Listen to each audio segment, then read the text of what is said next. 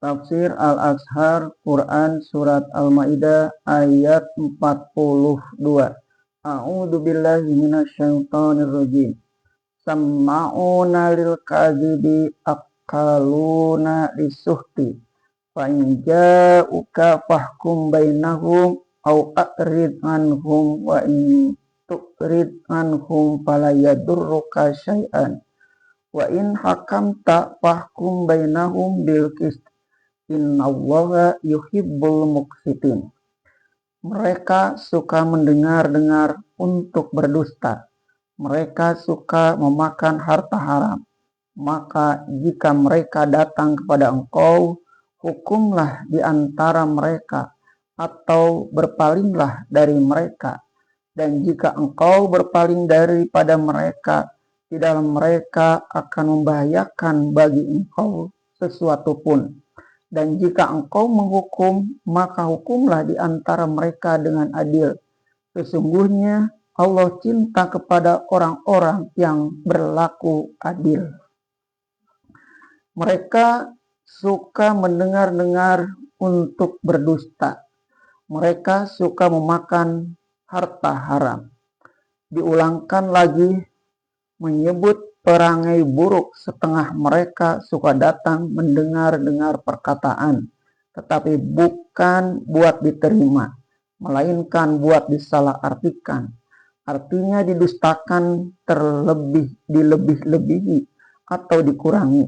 Sedangkan kitab suci mereka sendiri lagi mereka begitukan. Kononlah perkataan Rasulullah Shallallahu Alaihi Wasallam yang sangat mereka benci.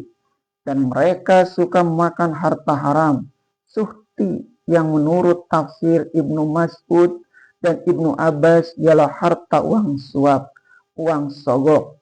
Suhti artinya ialah menekan sampai mati. Cocok buat diartikan menjadi uang suap, karena kalau sudah disuapi mulut mereka terkatup mati, tidak bercakap lagi, sehingga mati bicara mereka. Tidak berani lagi menegur yang salah dan menegakkan hukum keadilan. Mereka datang kepada Rasulullah meminta hukum, bukan karena senang menerima hukum itu, melainkan karena mengharap moga-moga hukum Muhammad SAW tidak seberat hukum kitab suci mereka. Maka jika mereka datang kepada engkau meminta hukum itu, hukumlah di antara mereka atau berpalinglah dari mereka. Artinya terserah kepada engkau ya Rasul buat menerima atau menolak permintaan mereka akan hukum itu. Kalau engkau memandang ada faedahnya dan akan ditaati, terimalah dan hukumkanlah. Tetapi kalau engkau pandang hanya main komedi mereka saja, bolehlah engkau berpaling dan permintaan mereka itu tidak engkau pedulikan. Dan jika engkau berpaling daripada mereka, di dalam mereka akan membahayakan bagi engkau sesuatu pun, yaitu jika engkau tidak acuhkan permintaan mereka, di dalam mereka akan dapat berbuat apa-apa kepada engkau, sebab kekuasaan adalah di tangan engkau. Dan jika engkau menghukum, maka hukumlah di antara mereka dengan adil.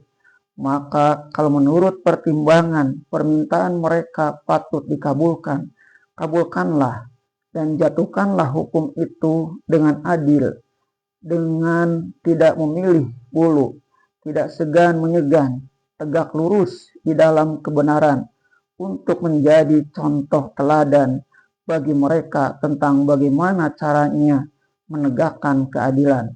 Sesungguhnya Allah cinta kepada orang-orang yang berlaku adil.